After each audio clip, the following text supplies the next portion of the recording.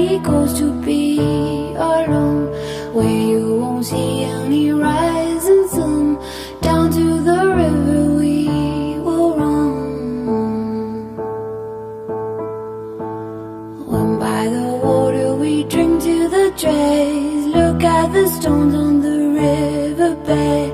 I can tell from your eyes you never been by the riverside. Down by the water, the riverbed. Somebody calls you, somebody says, swim with the current and float away. Down by the river every day. Oh my God, I see how everything is torn in the river deep. And I don't know why I go the way down by the riverside. When that old river runs past your eyes to wash out the dirt on the riverside. Go to the water so very near. The river will be your eyes. I'll walk to the borders on my own, fall in the water just like a stone. Chill to the marrow and bones. Why do I go here all alone? 10 euros si je devine pas. Le nom de mon chien, hein. Cool. Je l'ai gagné. Tu vas les gagner. Ouais. Pour ça, tu vas imaginer ton chien par ici. Bon, C'est intéressant, bon. c'est un petit chien, Mais je dis rien. mais je le vois. Maintenant, je vais te concentrer sur la toute première lettre. C'est de me l'envoyer mentalement. Waouh! Ah là, j'ai reçu un truc. Un P. Ouais. Wesh. Mais c'est pas possible. Oh non. Mais je suis choquée là. Moi, j'ai ressenti quelque chose, mais j'étais pas sûr. Du coup, tu vas penser peut-être à un mot qui peut être en lien avec celui-ci. Je le dis le mot ou pas? Non, juste pense-y. T'en as un, c'est bon? Ouais. Pense à la première lettre. Un C. Ouais. Mais what? Je pense que c'est un objet même que tu portes sur toi. Wesh. Parce que là, t'es en train de penser à un collier. Ouais. Mais le mot auquel tu penses, c'est-à-dire le prénom de ton chien, c'est Perle. Oui. C'est ça. Mais vous êtes trop fort. Et ben, je peux garder mes 10 euros du coup. Hein. Il y a des études à faire? Il y a des études, ouais, tu vas à Poudlard. J'ai une seconde question. C'est par rapport au mentalisme, où les mentalistes ont plutôt l'air de mettre ça sur le dos d'une grande mémoire, d'une intelligence, de l'observation des gens, voilà, des personnes qui sont autour. Donc, à quel moment c'est quelque chose de démoniaque? Est-ce que ça veut dire qu'ils ont des pratiques sataniques? Ou est-ce qu'on ne peut pas être mentaliste sans avoir de lien spirituel avec les mauvais esprits? Alors oui, bien sûr, hein, ils mettent ça sur le dos de leur super faculté, mais c'est exactement la même chose avec les magnétiseurs. Ils vont vous dire qu'eux, ils ont le don. Hein, c'est l'expression qu'ils utilisent. Moi, j'ai le don, j'ai reçu le don, on m'a donné le don, et je transmettrai le don à mes enfants. Et ils ont des dons super puissants, surhumains, que vous n'avez pas évidemment. Tout ça, c'est de l'esbrouf. C'est la poudre aux yeux. Derrière, c'est toujours le démon qui agit et qui se cache. Vous voyez, derrière, c'est soi-disant pouvoir. Oh my God, I see how everything is torn in the river deep, and I don't know why I go the way down by the riverside. On appelle sciences occultes des doctrines et pratiques secrètes qui font intervenir des forces qui ne sont reconnues ni par la science, ni par la religion. Excellente définition du dictionnaire Petit Robert. Doctrines pratiques secrètes qui font intervenir des forces qui sont ni scientifiques, ni religieuses, mais qui requièrent une initiation. Ça, c'est le mot-clé, le mot important. Et c'est en dehors de la religion et de la science, mais nécessite une initiation. Dès que vous avez une initiation, c'est diabolique. Oui. Vous allez me dire, ah mais oui, mais les pères de l'Église nous parlent de l'initiation chrétienne. Oui, parce que l'initiation, d'abord, c'est catholique. Et comme tout ce qui est catholique, ça nous est volé par le démon, qui est le singe de Dieu, donc lui, il a fait son initiation magique, maçonnique, yogi, etc., etc., etc. Oui. L'occultisme prétend nous faire connaître ce que la science authentique ne peut atteindre et ce que la révélation divine laisse dans l'ombre.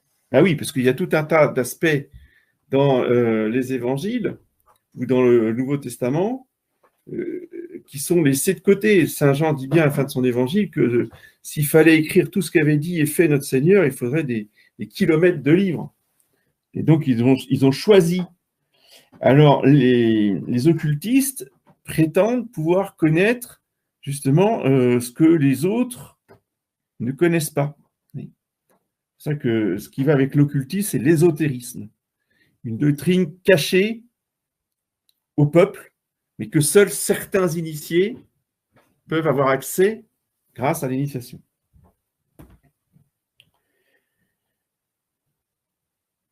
Donc l'occultisme conduit à entrer en connivence avec des forces cachées sans se soucier de savoir si ces forces ne sont pas mauvaises. Oui, alors ça, c'est toujours pareil, il y a, si vous voulez, d'indifférentisme religieux.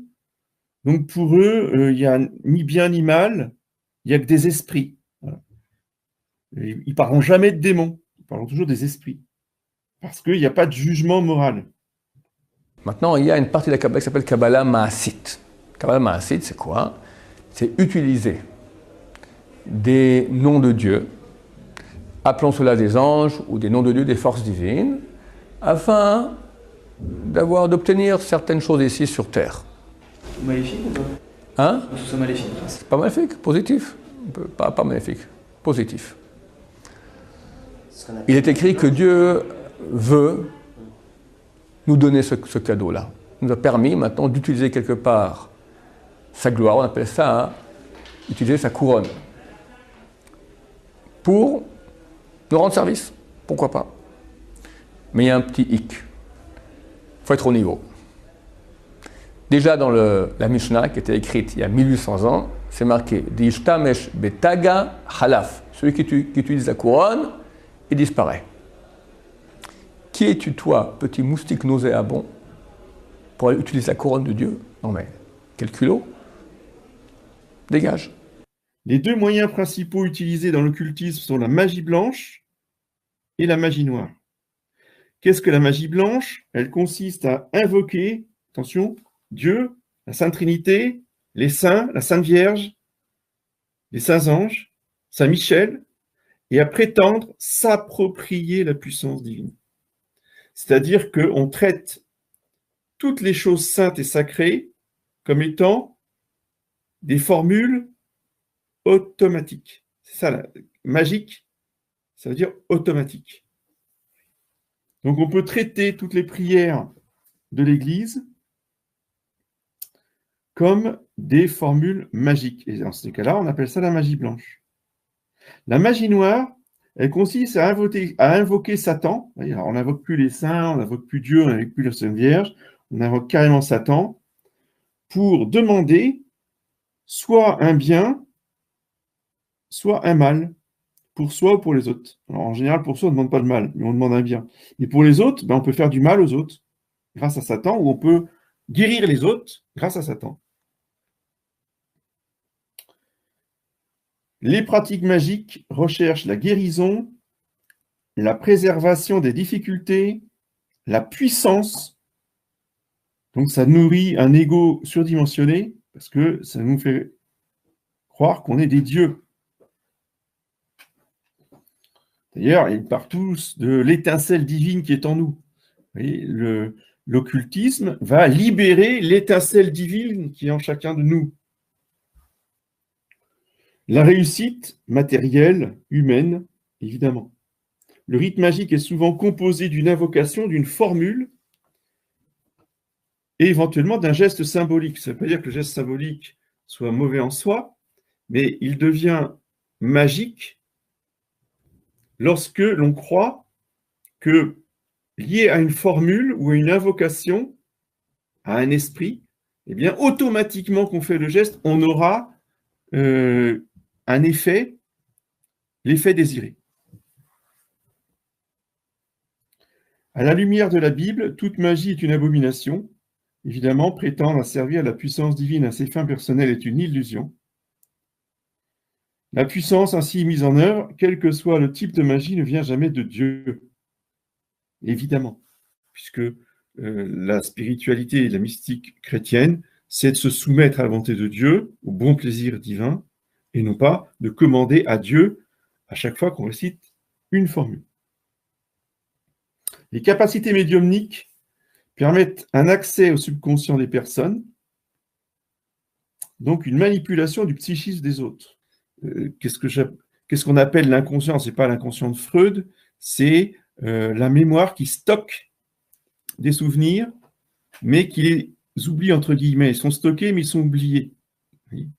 Eh bien, ceux qui ont des pouvoirs médiumniques ont cette capacité de faire ressurgir ces souvenirs incrustés dans la mémoire, donc dans le cerveau, dans une partie du cerveau, et de les faire revenir à la conscience. La capacité médiumnique provient souvent de démarches occultes magiques antécédentes, subies ou recherchées, par soi-même ou dans la famille proche. Il est vrai que certaines personnes semblent être nées comme ça. Encore faudrait-il vérifier si des pratiques occultes n'étaient pas déjà en usage chez leurs ancêtres, ce qui est souvent le cas. D'où l'importance de se renseigner sur la pratique des ancêtres, oui, ne serait-ce que pour s'en protéger. Même si on a entendu parler de rien, ben posons des questions. Est-ce qu'il n'y aurait pas certains dans la famille qui ont commencé à trafiquer avec le pendule, le magnétisme, l'occultisme, etc. C'est des choses très importantes à savoir. Il est vrai que certaines personnes semblent être nées comme ça. Ces pratiques ouvrent les portes de l'âme. Ces portes ont été verrouillées par Dieu à la sortie du paradis terrestre. Et le tentateur suggère aux hommes de lui ouvrir ces portes par des pratiques magiques ou des techniques de yoga afin qu'ils puissent investir l'âme. Parce qu'une fois qu'on a ouvert les portes, ce que les hindous appellent les chakras, ben le démon, il peut rentrer comme il veut. C'est open bar, il se sert, il s'installe et il agit. Et une fois installé, il est très difficile de le déloger. Le chrétien peut-il utiliser l'occultisme? Ben évidemment, non, jamais. Utiliser les puissances occultes est directement contraire à l'attitude pratique de la foi et finit par en détourner. Et voici ce qui est directement contraire à l'amour de Dieu, la réduction de la prière à un geste, à une formule d'une efficacité immédiate. La prière, c'est comme les antibiotiques, c'est pas automatique. Et la caractéristique de la magie, c'est l'automatisme. Automatisme du soulagement, la recherche d'une efficacité à tout prix pour contrer une difficulté. En fait, c'est la fuite de la souffrance qui est dessous. C'est la fuite de la croix. C'est la fuite de l'effort. C'est le désir de savoir à l'avance ce que d'autres ne savent pas, ce que d'autres ne peuvent pas savoir. En fait, l'occultisme et la magie cultivent tous les vices. Oui. En plus de vouloir se rendre maître de son destin, de sa vie et de son avenir, ce qui est le propre de Dieu, c'est vouloir être comme Dieu. Le chrétien doit donc s'interdire absolument de requérir les services de personnes ayant des pouvoirs occultes. Il doit aussi rechercher les raisons qui l'amènent à fuir ses propres responsabilités. Voici ce qu'on lit dans le Deutéronome, chapitre 18. Lorsque tu seras entré dans le pays que Jéhovah ton Dieu te donne, tu n'apprendras pas à commettre les mêmes abominations que ces nations-là. On ne trouvera chez toi personne qui fasse passer au feu son fils ou sa fille, qui pratique la divination, l'incantation, mantique ou magie.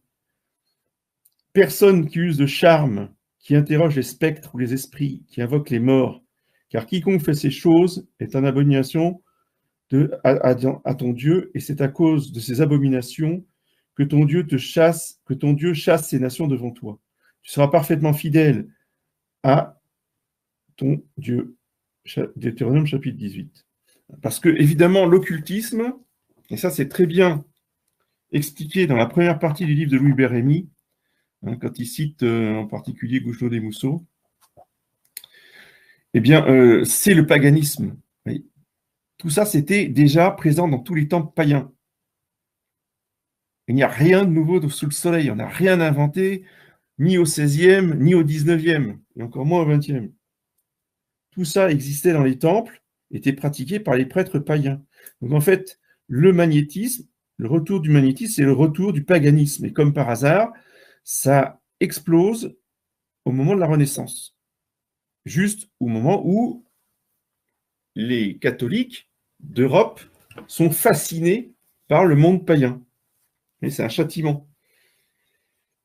Toutes les formes de divination sont à rejeter, aussi bien le secours à Satan ou aux démons que l'évocation des morts ou d'autres pratiques supposées à tort dévoiler l'avenir. Alors, le marc de café, les cartes, enfin bon, tout ce que vous voulez, hein.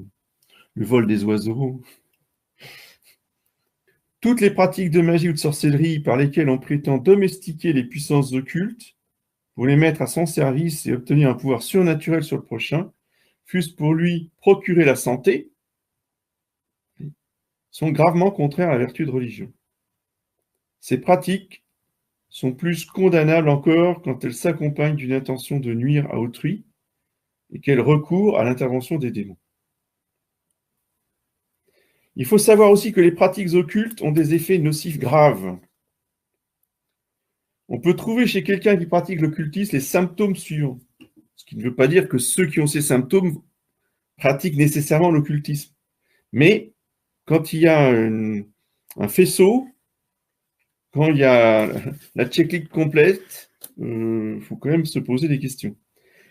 Sur le plan du caractère, insensibilité, égoïsme, isolement sur soi. Les passions, humeur querelleuse colérique, sexualité exacerbée et anormale, tendance aux actes de violence et aux crimes.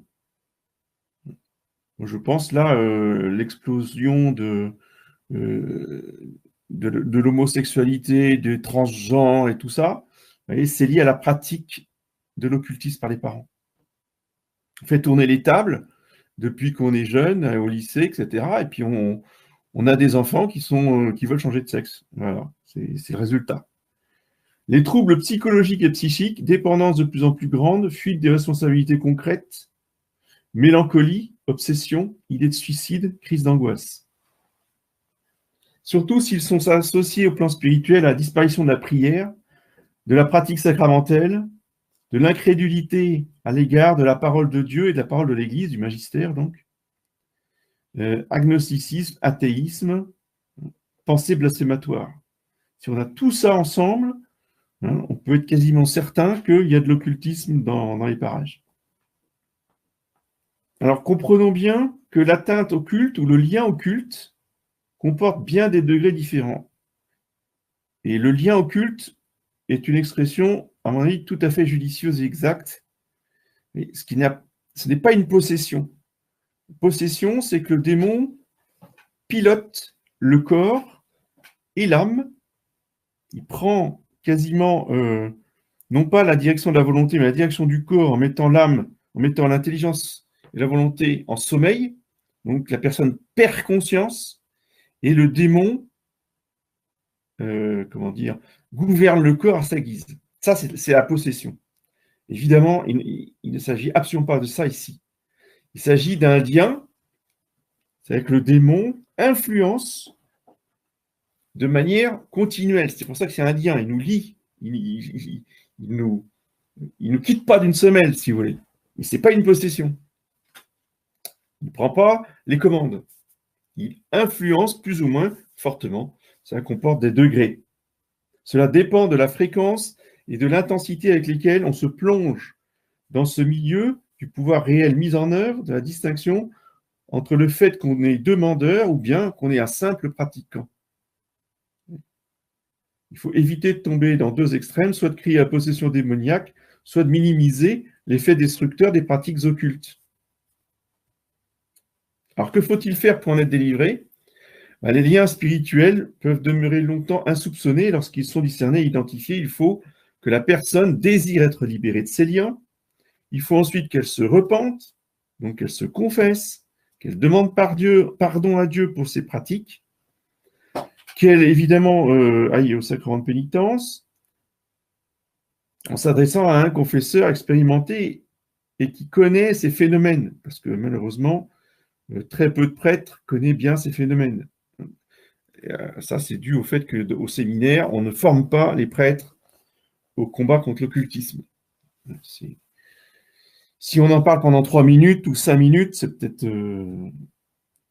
Après, ça a peut-être changé depuis de mon temps, mais en tout cas, pendant de très très longues années, avant le concile, c'était encore pire, on n'en parlait rien du tout, on ne parlait même pas de la franc-maçonnerie.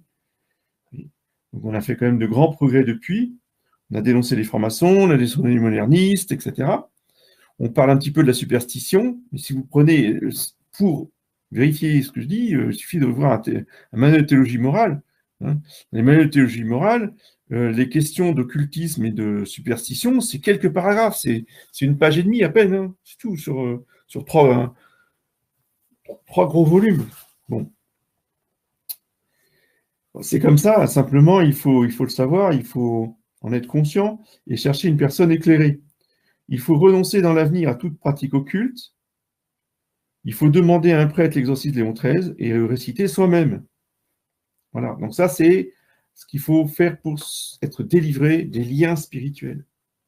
À l'autre bout de la chaîne, il y a les choses graves. Il y a l'utilisation de la magie blanche ou noire, entremêlée, pour plonger des familles entières dans un cercle vicieux d'angoisse, de certitude qu'on leur en veut, parce que, évidemment, l'un des fruits empoisonnés de la magie, c'est la paranoïa. Les gens deviennent fous. À force de pratiquer la magie, les gens finissent complètement fous, et donc paranoïaques, voire schizophrènes, c'est-à-dire qu'ils ont plusieurs personnalités. Et comme on se croit attaqué par le démon, eh bien, au lieu d'aller voir un prêtre, on va aller voir un désenvoûteur qui va vous délivrer des envoûtements en invoquant Satan. C'est extraordinaire, ça. Cela revient à demander au diable de nous protéger du démon. Je vous dis que ça fait devenir fou. C'est exactement ça. Les personnes, maintenant, qui touchent les malades ont-elles reçu un don de guérison? Les guérisseurs. Alors, les guérisseurs, aujourd'hui, ils ont pignon sur rue, ils ont même une plaque. Guérisseurs magnétiseurs. Ils sont partout, dans les chapelles. Et il y avait un des guérisseurs magnétiseurs comme ça, à Guingamp, qui m'avait croisé dans un supermarché. Il m'a dit: « monsieur l'abbé, c'est formidable, vous êtes en soutane, tout ça, vous avez comment? Ah, c'est vous, Abbé Grossin, venez manger à la maison, je suis un fidèle du Carnabat et je suis un admirateur de Monsieur Williamson. » Et quand j'arrive chez lui, pour répondre à son invitation, je vois à côté du portail, là, une belle plaque dorée magnifique, guérisseur magnétiseur. Je dis, ça commence mal. Effectivement, ça a très très mal commencé et ça tournait très très vite au vinaigre. Mais pour vous dire que ces gens-là sont absolument partout, les guérisseurs. Alors qu'est-ce que c'est que ces gens-là? Ils font disparaître la douleur d'une façon quasi instantanée, mais non la cause de la douleur, qui demande généralement à être soignée. Ce sont souvent des personnes de bonne foi qui sont croyantes, comme le mien que j'ai été voir là, un messe Saint-Pie V, la fraternité Saint-Pie X, tous les dimanches. Et sa fille était à l'école à Carnavat, s'il vous plaît. Donc, ces personnes-là prient et font prier les autres. Dans leur maison, on trouve généralement beaucoup de signes religieux, des statues de la Sainte Vierge, des crucifix, etc. Des photos de Karol Wojtyla, ou alors, comme mon guérisseur à moi, là, que j'avais été voir, il y avait les portraits de tous les bras droits d'Adolf Hitler, vous voyez, par exemple. Chacun mais en général, le démon signe toujours sa présence. Vous voyez, il y a toujours un détail qui trahit les choses. Certains font cela avec le désir de rendre service, et sincèrement, si vous voulez, ils ont vraiment le souci d'aider les autres. D'autres y ajoutent l'intérêt pour votre porte-monnaie, mais pas tous. Et ceux qui portent de l'intérêt à votre argent sont les moins dangereux, parce qu'on s'en méfie, voyez, surtout s'ils sont chers. Tandis que s'ils sont détachés, ah non, non, non, je ne fais rien payer, je ne demande rien, alors ceux-là, ils sont beaucoup plus dangereux, parce que beaucoup plus séduisants. Dire, oh, c'est quasiment des saints, vous voyez, ils ont un don, ils ne font pas payer. Mais ils se font payer. Comment? En mettant les personnes qu'ils soignent, qu'ils soulagent, en leur dépendance psychologique. Il y a une véritable emprise du magnétiseur sur le magnétisé. Et c'est ça nourrit leur orgueil. Et pour certains, ils n'ont pas besoin d'argent. Le plaisir d'avoir quelqu'un sous son pouvoir à ce point-là leur suffit à leur bonheur. Les prières maintenant. Les guérisseurs agissent à partir de ce qu'ils appellent des prières. Mais le problème est que ces prières peuvent être en fait des prières de magie blanche. Ils considèrent qu'elles produisent un effet naturel systématique. Oui. Donc, même les Je vous salue Marie, où on attend un miracle systématique, peut être transformé en formule de magie blanche. Il faut le savoir. Parce que c'est pas le fait de dire matériellement la prière que Dieu entend. C'est avec quelle intention, avec quel état d'esprit, avec quel sentiment dans le cœur. C'est ça. Ou encore, et c'est le cas le plus fréquent, ces personnes possèdent une ou plusieurs véritables formules magiques qu'elles ont reçues de leur famille, ou bien de quelqu'un d'autre, une initiation, un initiateur. Ces formules contiennent plusieurs noms de saints, au milieu desquels on glisse le nom de Judas, ou bien d'un autre démon, c'est-à-dire des noms qu'on ne connaît pas du tout. Le nom qu'on ne connaît pas du tout, c'est le nom d'un démon.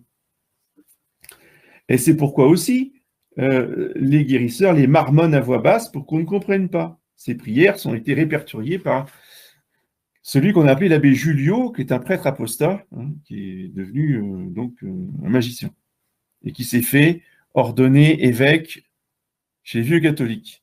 Alors son nom, il ne s'appelait pas Julio. Julio, c'est son nom de plume. C'était Monseigneur Housset. Donc l'abbé Julio répertorie ses prières. Si vous avez des livres de l'abbé Julio chez vous, vous mettez loin dans la poubelle. Évidemment, cela peut être mélangé avec des signes de croix, des impositions de main, des prières à dire chez soi, et peut être mélangé avec la radiesthésie, le pendule, le magnétisme et tout le reste. Leur efficacité, il y a bien sûr des charlatans qui ne s'intéressent qu'à l'argent. Cependant, après une visite chez un guérisseur qui agit avec succès, dans un domaine précis, par exemple conjurer les brûlures, couper le feu, guérir des zonards, arrêter des hémorragies, faire disparaître des verrues, supprimer la douleur provoquée chez les nourrissons par la sortie des dents, etc., etc., il est fréquent de constater qu'il s'est passé quelque chose. Au minimum, a-t-on pu constater la suppression de la douleur. C'est la raison pour laquelle on retourne les voir en cas du retour du mal. Parce que le mal finit toujours par revenir. Plutôt. Seulement, il se déplace. On n'a plus mal aux dents, on a mal au genou. Il magnétise le genou. C'est formidable, j'ai plus de douleur au genou. Et puis, 15 jours, 3 semaines après, on retourne parce que j'ai mal au coude. Et puis, c'est une chaîne sans fin. Il ne s'agit donc pas d'une guérison, mais de la disparition de symptômes organiques, au prix d'effets secondaires se situant à d'autres niveaux, auxquels on ne fait pas attention, on ne prête pas attention. Et surtout, les gens qui n'ont pas l'habitude de faire du discernement des esprits, ils ne font aucune relation entre leurs problèmes psychiques et le magnétiseur. Il ne s'agit pas d'une guérison d'origine divine, jamais la guérison divine n'a cet automatisme systématique. Les miracles de Lourdes sont des grâces que l'Immaculée distribue librement à qui elle veut, et non à tous ceux qui viennent se baigner dans les piscines. Parce que sinon, il y aurait 100 fois plus de monde à Lourdes qu'il y en a déjà. Vous voyez, si automatiquement, dès qu'on se plonge dans la piscine, en ressortant, on était guéri, tous les malades de la Terre viendraient à Lourdes pour être guéris. Ça serait de la magie blanche. Le miracle n'est pas soumis à la volonté de l'homme. Le miracle dépend de la volonté de Dieu. La magie blanche prétend toujours soumettre l'intervention divine à la formule prononcée par l'homme. Du moment que l'homme a bien prononcé chaque mot, même s'il ne les comprend pas, parce que des formules en latin, on ne comprend pas, ah, mais j'ai prononcé chaque mot, donc automatiquement, ça doit être nécessaire, je dois être guéri après avoir dit la formule. Donc il s'agit de conjuration magique des maladies, et non pas de guérison, opérée par magie blanche. Alors qu'est-ce que la magie blanche? La magie blanche consiste à invoquer Dieu et prétendre s'approprier la puissance divine. La magie noire consiste à invoquer Satan et à s'approprier la puissance satanique. Parce qu'en fait, Satan, effectivement, se met au service de l'homme, et dès que l'homme demande quelque chose, Satan se fait un plaisir de l'exaucer. Alors, les magnétiseurs. Il est difficile de parler du magnétisme parce qu'il demeure mal défini scientifiquement. Sommes-nous réduits à faire appel à l'existence d'énergies vitales mal connues? On peut d'abord constater que les magnétiseurs affirment avec insistance que 3 ou 4 séances par jour épuisent leur puissance magnétique. Alors, que penser des magnétiseurs qui magnétisent du matin jusqu'au soir? Certainement s'ils sont efficaces, c'est que cela ne vient pas d'eux, mais bien du démon. Dans le même sens, on constate que le magnétisme guérisseur semble se rencontrer particulièrement chez les personnes qui sont allées voir des guérisseurs, qui ont subi l'influence de la magie blanche. Par ailleurs, les personnes qui vont voir des magnétiseurs observent souvent sur elles-mêmes des conséquences graves dont nous avons parlé, dépendance vis-à-vis du magnétiseur, angoisse, cauchemar.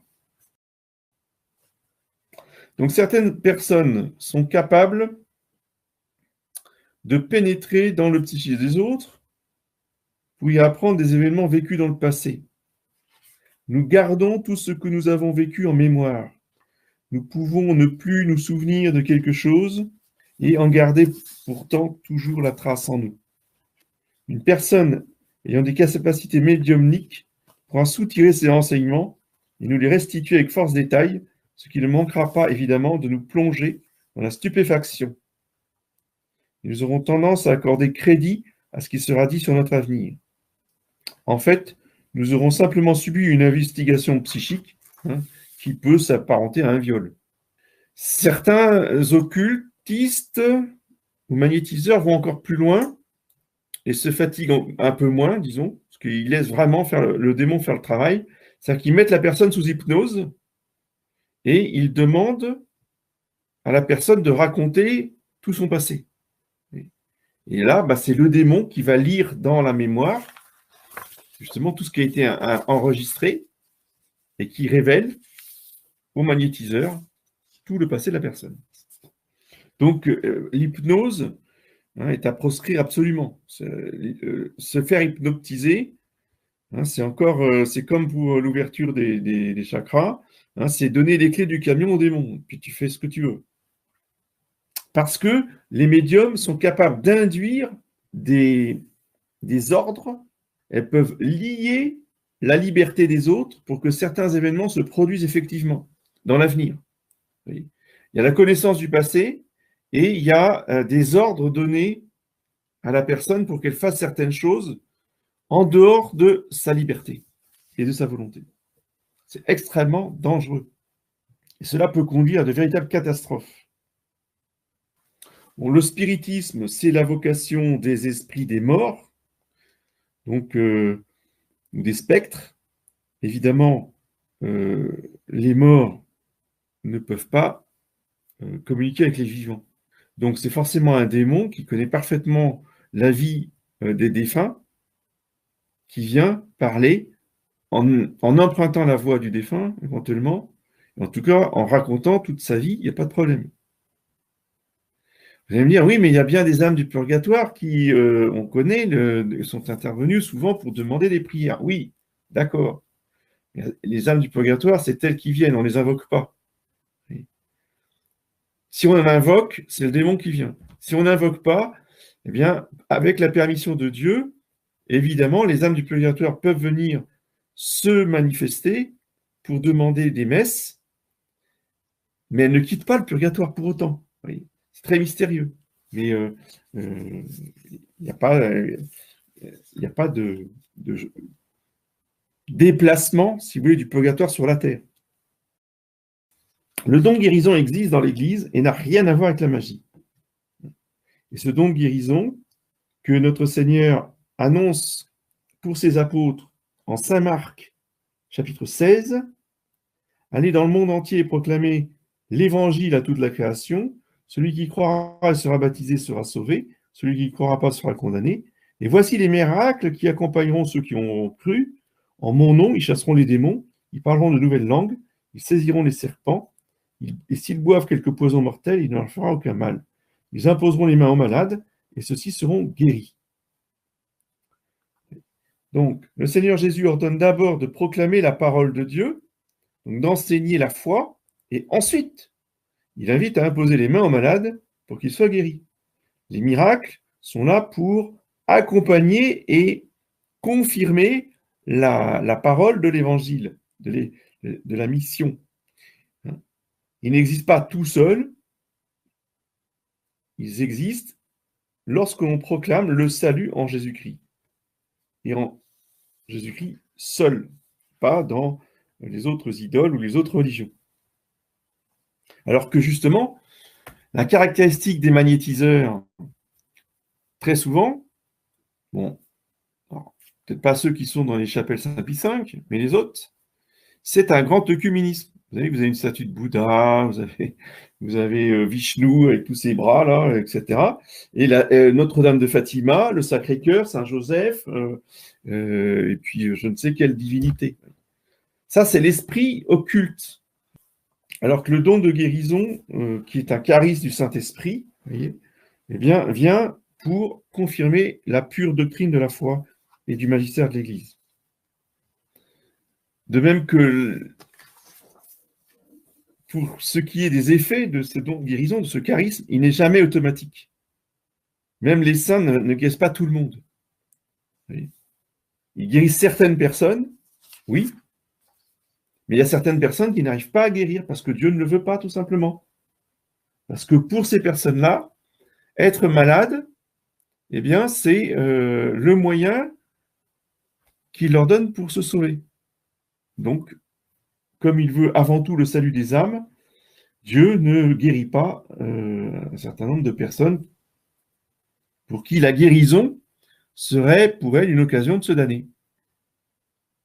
Alors, parmi les nombreux ouvrages qui traitent de ces questions-là, et que vous trouvez pour la plupart aux éditions Saint-Rémy, vous avez le cardinal L'Épicier, Le Monde Invisible, Monseigneur Join, la Revue internationale des sociétés secrètes, l'abbé Ribet, Mystique divine distinguée des contrefaçons diaboliques, Gougenot des Mousseaux, La magie au XIXe siècle, Les moyens et les médiateurs de la magie, Pratiques et mœurs des démons, et enfin les hauts phénomènes de la magie. Quasiment, vous les trouvez tous aux éditions Saint-Rémy. Monsieur de Mireville, là aussi réédité par les éditions Saint-Rémy, Des esprits et leurs manifestations diverses. Et enfin, un ouvrage remarquable et passionnant de Monsieur Bisoire, Des rapports de l'homme avec le démon. Là aussi, que vous trouvez aux éditions Saint-Rémy.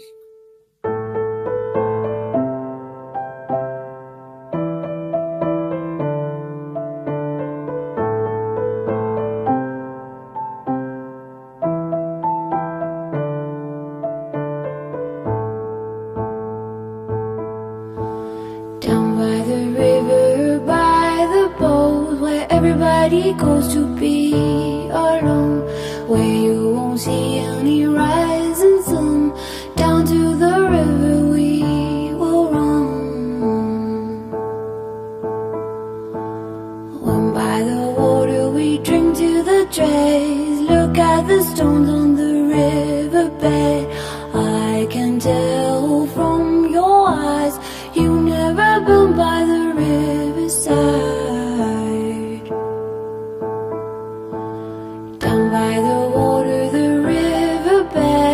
somebody calls you, somebody says, swim with the current and float away down by the river every day. Oh my God, I see how everything is torn in the river deep, and I don't know why I go the way down by the riverside. When that old river runs past your eyes, to wash out the dirt